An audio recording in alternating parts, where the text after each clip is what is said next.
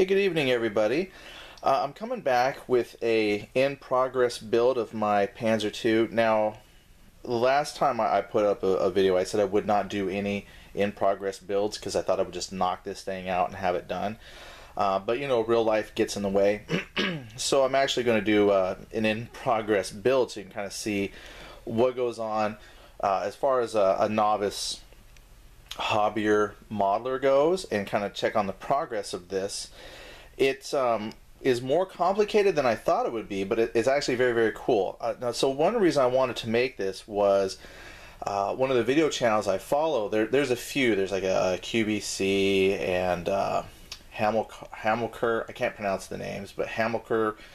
And they do models. And then there's one who's Tactical Jackalope. Well, today, Tactical Jackalope, he had this model. He posted a video on December 8th, so actually like just maybe a week after I posted mine, of this very same model. So I was like, well, cool, let me see what he has to say about it. Now, his unboxing video is a lot more detailed than mine. So, you know, I'm not going to try and compete with that. But he did answer some questions that I didn't know I had. And then he answered some questions I did have. So I'm going to take a look again at the model kit with some knowledge that I now have, show you what I was thinking and the realities of it, and then kind of discuss on the progress here. So first we have the Panzer II. So I did not put this on a tripod. So if you get nauseous, I apologize, but I just had so much awesome to show you that I didn't want to put this on a tripod. Make sure I zoom out. Okay, so the kit. Now I've unbagged some of the sprues already. So one of the sprues here, this has like some turret ring stuff. I have not got to doing the turret yet. This is like the bottom part the turret would sit on top of this. And in fact, that's what this next sprue here is. This sprue has the top of the turret. Now, the thing with this model was you could actually build several variants of it. And that's what is shown on some of these different sprue assembly parts, is depending on the model that you're building, might actually decide which of these extra parts you put on when you assemble your turret. Alright, so that was something that, you know, I kind of assumed from some of the other different war model kits I've built that have multiple variants. You just have to make sure when you're reading the instructions, check your sprue and make sure you're putting the right parts with the right variant, because it matters. So let me just set those aside. And then here is just some more kit and pieces that would go on during the different parts. And honestly, I don't know exactly what all of these go to. So I'm just, you know, like, here's the other sprue. So that's 3 sprues of various parts. Now, this is mostly what I was focusing on the first day I did my build, and that was working on the tracks. Now, from this sprue, I've already taken out all the different road wheels, some of the idler wheels, and those have now been attached to the vehicle. Now, this is something that I learned. And I don't know why I never figured it out, but it has to do with the tracks. The tracks on this kit, to zoom in, they are plastic. They are molded plastic. And like this one here on the top, it actually has kind of the sag. So this would be on the top of the road wheels, and that sag just shows where the track kind of droops in between the road wheels. Now, on a previous model that I did a couple years ago for my son, the track was rubber, it wasn't plastic, and the road wheels spin. And so I understand this is a model kit and it's for a diorama, but when you make stuff for, at the time he was like 8, you know, an 8-year-old boy, they want to play with something. And so I had built him a Tiger tank. Now, as you can see, this is why model kits are, you know, not toys. This thing has probably fought the Battle of the Bulge I don't know how many times. It's, you know, seen the defense of parts of Germany and lost.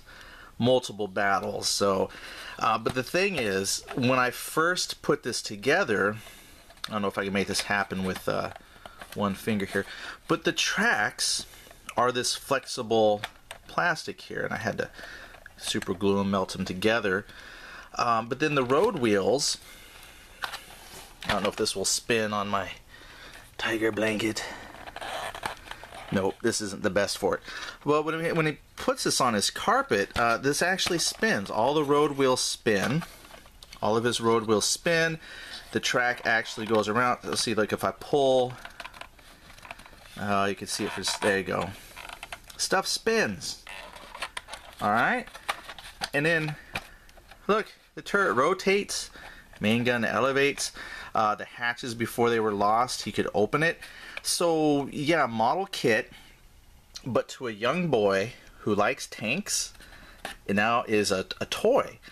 All right, so with that in mind, when I approach this model, it also has wheels, road wheels, that spin. Because inside, when you assemble your road wheel, you get these little things. They're called polycaps. And they're rubber, and what they do is they sit inside the road wheel. Let's see if I can pop one off here. Probably don't want to do that with one hand. But inside the road wheel, there's actually a spot down here where you would insert the polycap, and then the polycap holds the road wheel to the arm. I'm not sure the official name, I'm not a tanker. So that would cause them to spin. And so my thought was, when I first kind of looked here at this model, I'm thinking, why would you give me road wheels that spin and then you give me these plastic tracks that obviously don't spin? Well, Tactical Jackalope jumped to my defense and sent me a message saying, hey, they're not supposed to. These are static models. They're not toys, which, you know, rightfully so. And so the idea is the polycaps allow you to remove the road wheels so you can paint them easier, or you can paint the vehicle, spray paint it and whatnot, and then get in and you can paint the rubber around the road wheel. Because the road wheel, if you're not too familiar with tank, I know a little bit, but this road wheel, you can see here that this part on the outside is usually rubber itself, and so you would paint that a different color than you might paint the road wheel, you know, like if it was coming out of the shop or something. So that way you can pull these off, paint them as needed, stick them back on, attach your track, and then all is well. So they're not supposed to be rubber track, and it is supposed to be a static display model once you're done building it. So no, my son probably won't be getting this model to play with because he won't be able to. Alright, so speaking of playing, I mentioned before that my brother-in-law got me this kit because he knows I'm into wargaming. And I have a few models I've put together, and those models go together completely different than, say, one of these detailed model kits that he got me. Plus it's a different scale, and I love talking about scale because in wargaming there's different scales that you can wargame with. So I'm going to segue a moment from the kit, talk about scale, how this could fit into wargaming, and then we'll come back to the construction process a little bit. Alright, so this is the model kit right now that we're talking about. This is the Panzer II. So as you can see here, it fits. This is on a scale that's called 135. If you look right there, 135 military miniature. So 135. So that's like 1 inch is 35 inches model-wise. Now, Tactical Jackalope mentioned that this is probably going to be one of the smallest tanks that he has built. The hole was real small, you know, just kind of fit in the palm of your hand. You know, I can just, there it is. And compare that here with our battle damaged Tiger II. This is also a 135 scale kit. So just just in like a wargaming terms or history terms, you know, these were some of the first tanks. You know, there's Panzer I, and then Panzer IIs are what actually went into France and did the early stages of the war.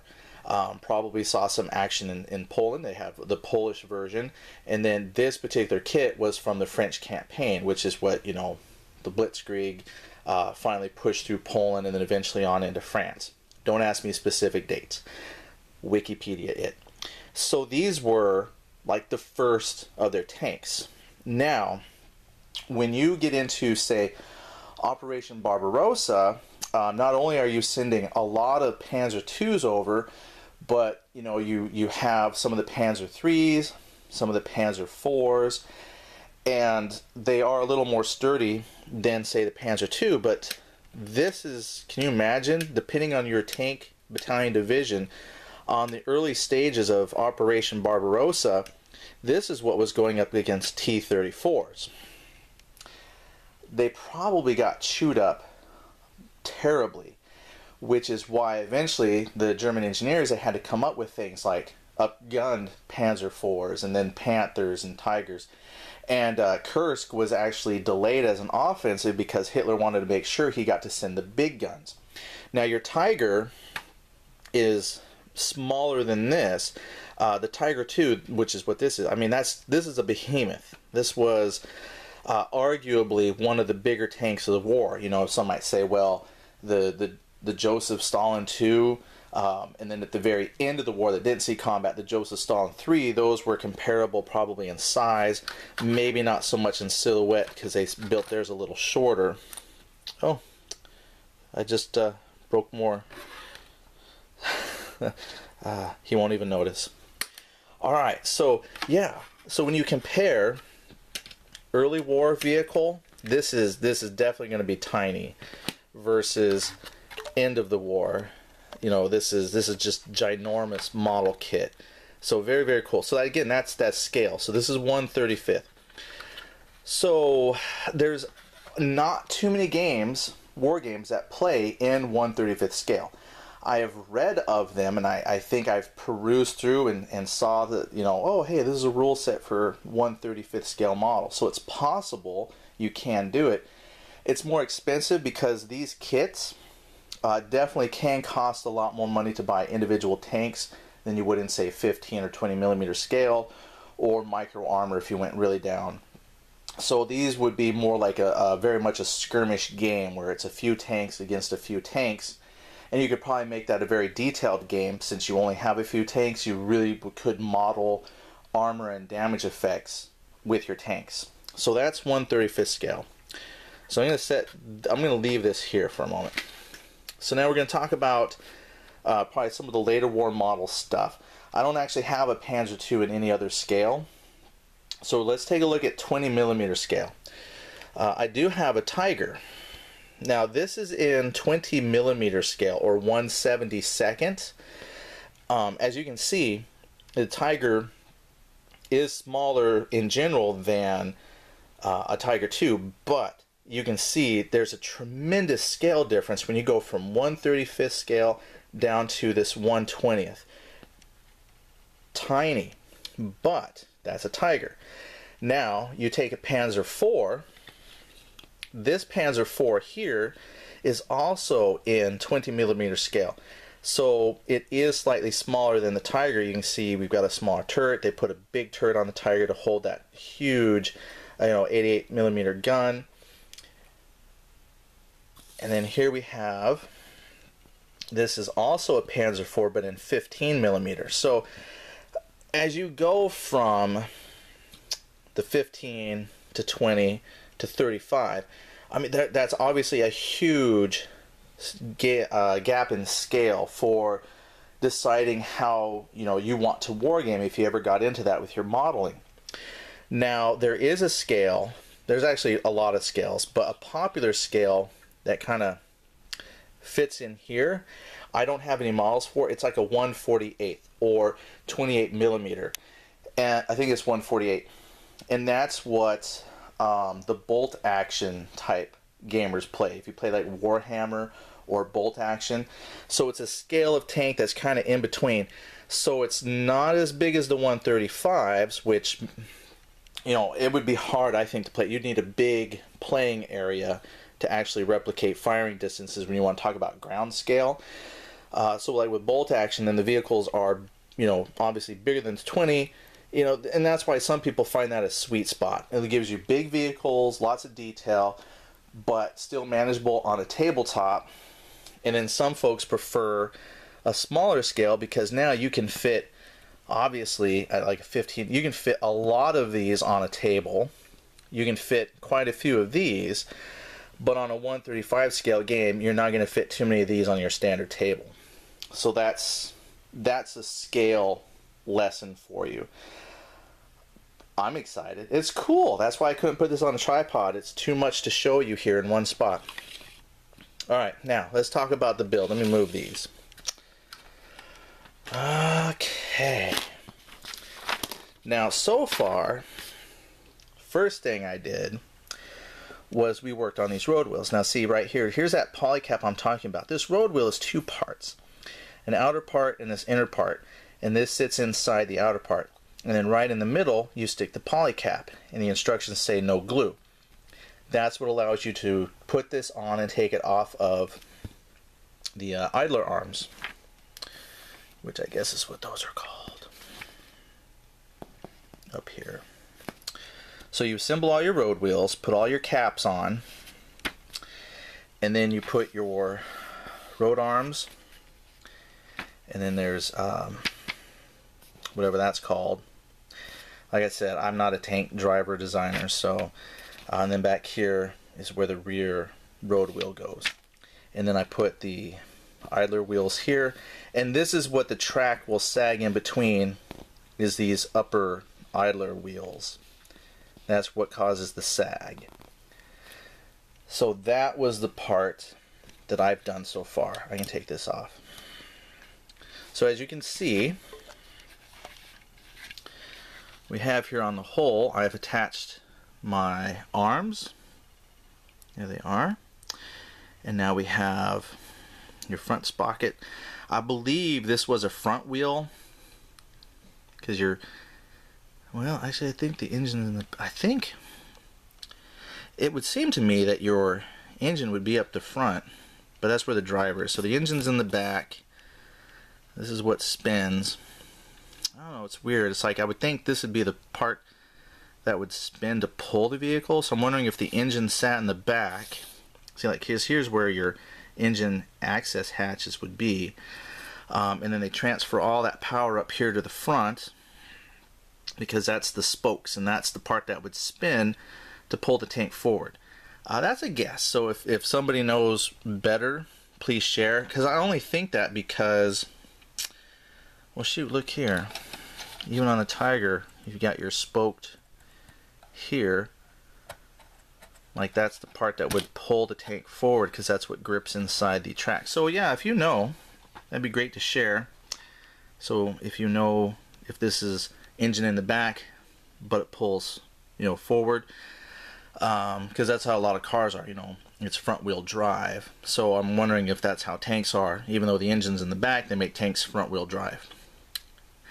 Like I said, I war game. I don't design tanks, so. But anyway, then I have all my road wheels, and then on the back as well. Now this road wheel here, that was two parts. So this had a little ring on the outside that glued onto the wheel. That little ring right there. And on the back, I don't know what this is, but then there was this little bar right there that goes onto the back, and slowly just assembling things together. So you can see the glue, so hopefully not too bad. And I liked it too, because this is exactly what Tactical Jackalope was showing. Like, you can see the hole plugs. If you can get in there, you can see on these different panels the actual bolts. So it's very detailed. The other thing too that I really liked about this kit is There's very little in the way of modeling flash. So for example, let's take a look at the whole top. I have, in some of my putting war models together, gotten a kit that had a lot of flash, and flash is leftover plastic from the molding process.